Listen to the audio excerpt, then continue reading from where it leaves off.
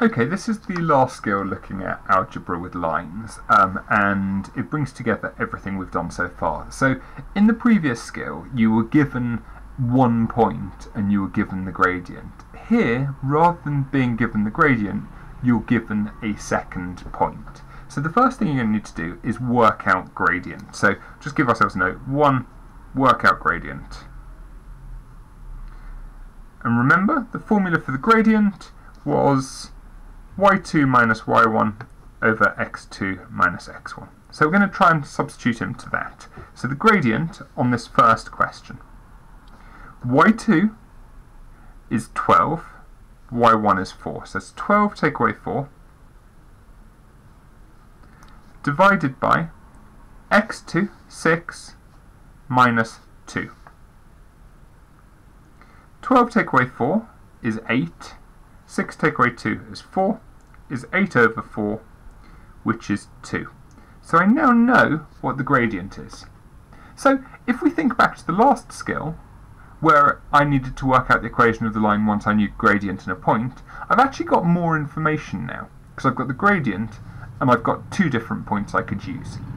I'm just going to choose one of the points to use, so I now don't need to use 6, 12.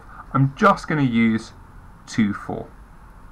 So the second thing is choose 1 point and substitute into y equals mx plus c. Okay, so I've used this point 2, 4.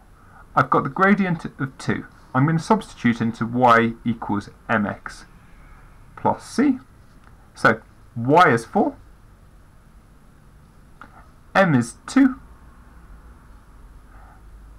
x is 2 plus c. So 4 equals 4 plus c. So I can see that c must equal 0. Last step, just rewrite it.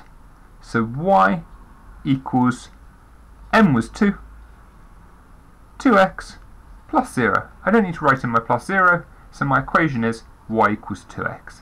And let's just check, does that work? Is the y coordinate just double the x coordinate? Well, the x coordinate is 2, double it gives you 4. The x coordinate is 6, double it gives you 12. So y equals 2x works for those 2 points. Okay, so let's have a go at the second one. Bit more complicated. y2 minus y1. Negative 9 take away 11.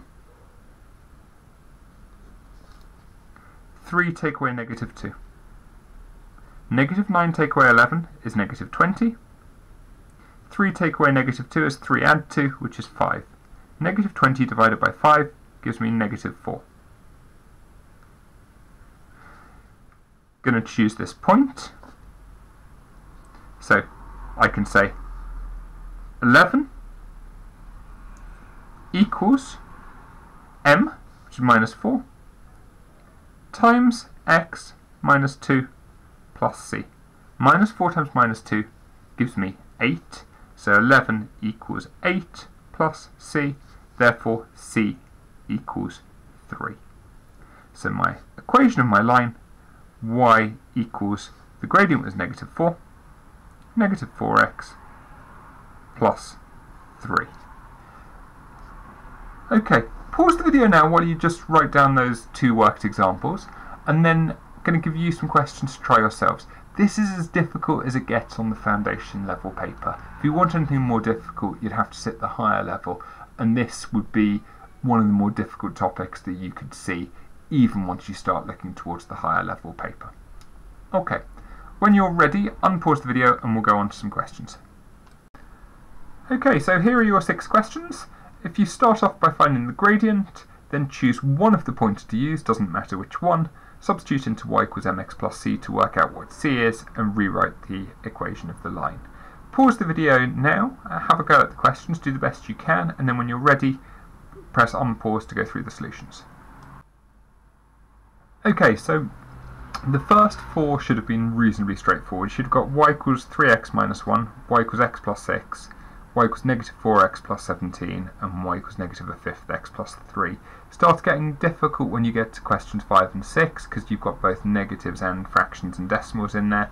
Y equals minus a half x plus 6.5, and your last one, y equals minus a third x plus 5/3. Anybody who managed to do question 6 on their own, I'm really impressed. There's a lot of negatives going on, and there's a lot of horrible fractions going on as well.